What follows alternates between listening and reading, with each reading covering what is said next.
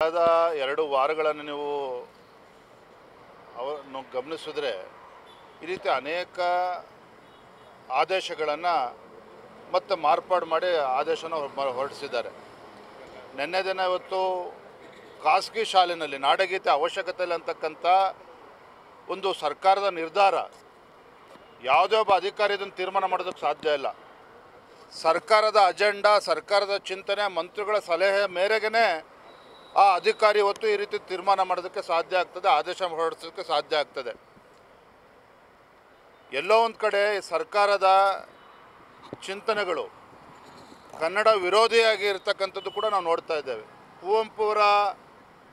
ಕುವೆಂಪು ರಾಷ್ಟ್ರಕವಿ ಕುವೆಂಪು ಅವರನ್ನು ಕೂಡ ಅವಮಾನಿಸ್ತಕ್ಕಂಥದ್ದು, ನಾಡಗೀತೆ ವಿಚಾರದಲ್ಲಿ ಇವತ್ತು ಖಾಸಗಿ ಶಾಲೆಯಲ್ಲಿ ಅವಶ್ಯಕತೆನೇ ಇಲ್ಲ ಅನ್ನೋ ರೀತಿಯಲ್ಲಿ ರಾಜ್ಯ ಸರ್ಕಾರ ಇವತ್ತು ಮಾತನಾಡ್ತಾ ಇರ್ತಕ್ಕಂಥದ್ದು. ಎಲ್ಲೋ ಒಂದು ಕಡೆ ಇವತ್ತು ಕನ್ನಡ ನಾವು ಉಳಿಸ್ತೇವೆ ಅಂತೇಳಿ ಭಾಷಣ ಮಾಡ್ತಾರೆ ಮುಖ್ಯಮಂತ್ರಿಗಳು, ರಾಜ್ಯ ಸರ್ಕಾರ. ಆ ಒಂದು ಧಕ್ಕೆ ತರ್ತಕ್ಕಂಥ ಕೆಲಸ ರಾಜ್ಯ ಸರ್ಕಾರನೇ ಇವತ್ತು ನೇತೃತ್ವ ವಹಿಸ್ಕೊಂಡಿರ್ತಕ್ಕಂಥದ್ದು ದುರಾದೃಷ್ಟ. ಭಾರತೀಯ ಜನತಾ ಪಾರ್ಟಿ ಇದನ್ನು ಬಲವಾಗಿ ಖಂಡಿಸ್ತದೆ. ನಿನ್ನೆ ದಿನ ಅಧಿವೇಶನದಲ್ಲೂ ಕೂಡ ನಾವೆಲ್ಲರೂ ಕೂಡ ಈ ವಿಚಾರವಾಗಿ ಗಲಾಟೆಯನ್ನು ಕೂಡ ಮಾಡಿದ್ದೇವೆ. ಅಧಿವೇಶನ ನಡೀತಾ ಇದೆ, ರಾಜ್ಯದಲ್ಲಿ ಬರ, ವಿದ್ಯುತ್ ಸಮಸ್ಯೆ, ನೀರಿನ ಸಮಸ್ಯೆ ಇದೆ. ರಾಜ್ಯ ಸರ್ಕಾರ ಅದಕ್ಕೆ ಪೂರಕವಾಗಿ ಇಲ್ಲ ರೀ, ನೀವು ಯಾವುದೋ ಭ್ರಮೆನಲ್ಲಿದ್ದೀರಿ. ಕಾಂಗ್ರೆಸ್ ಸರ್ಕಾರನ ಕೇಳಿ, ಮುಖ್ಯಮಂತ್ರಿಗಳು ಕೇಳಿ, ರಾಜ್ಯದಲ್ಲಿ ಬರದ ಪರಿಸ್ಥಿತಿ ಇಲ್ಲ.